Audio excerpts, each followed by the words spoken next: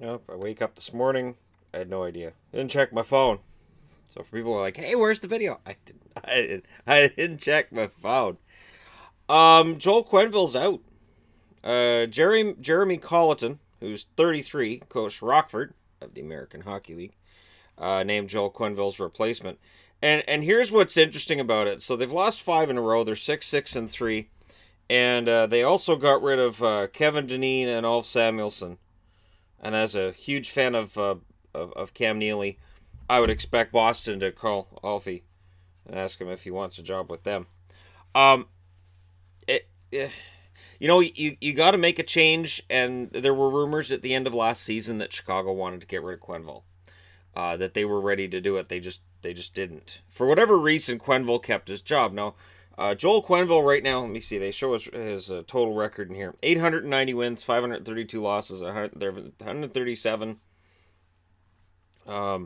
overtime losses, 77 ties mixed in there in 22 seasons, with St. Louis, Colorado, and Chicago. Barry Smith's been named as an assistant coach, and Kevin Dineen and Alfie, as I said, have also been canned. And Stan Bowman said it was a difficult decision. Now, uh, it's something that I guess we should have seen coming. I have to say this. I think that his past record and the cups are why he wasn't fired at the end of last season. And they're not nothing. The record that he had coming into last season was intimidating. But something has to change. And you're not going to trade Taves because you're not going to get back market value, I guess. Not with that contract.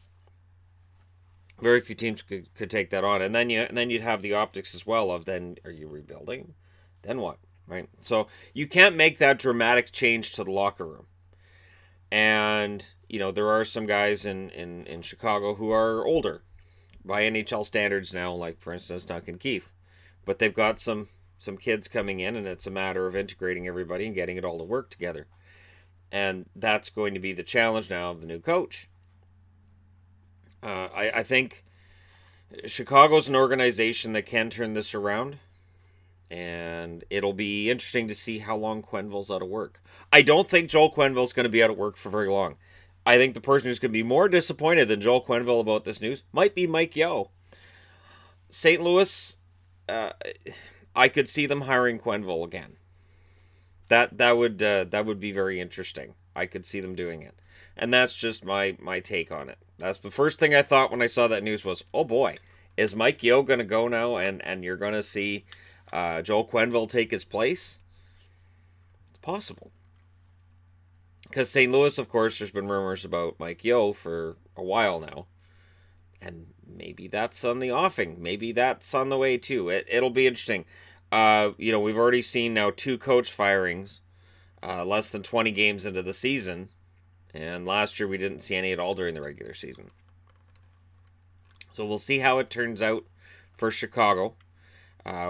Starting, they play not tonight. Yep, they don't play tonight. I've already got the boards done, so I'm just double checking. Yeah, they don't play tonight. And but it'll be interesting to see how it works in their next game, and see how quickly a new coach and a new assistant can come in and make that improvement. Another team that I think it would be interesting to see if they'd make him an offer is Ottawa.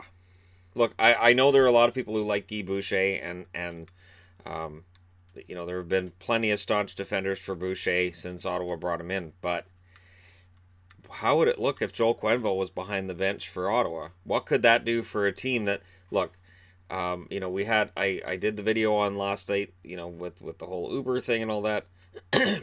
Quenneville's not putting up with that crap. So that's just also one of my first takes, one of the first teams I've thought of, but I don't think he'll be out of work for long. He's an intense guy, and I could see that when things aren't going well, he may not be the coach you want to have around, because he may not be very pleasant. But, I trust Stan Bowman. I do. I trust what Chicago's doing. The most difficult time for a franchise can be, when they're coming out of that dynasty, coming out of all those championships kind of thing, and figuring out, okay, what do we do now? How do we prevent falling to the bottom of the league? And I think that's where Chicago's at. I think they're trying to prevent that fall. So let me know. Let me know what you guys think in the comment section below. How surprising this is. I don't remember very many people saying that he'd be the next one to go. We've all been watching Mike Yeo. We've been watching Randy Carlyle. This one's a little bit of a surprise. So let me know what you guys think in the comment section below. Don't forget to hit like and subscribe if you're browsing your way through. You just happen upon this video. And also let me know, where does Quenneville go? Because I can't see him staying out of work unless he chooses to. Thank you guys so much for watching. I'll talk to you again soon.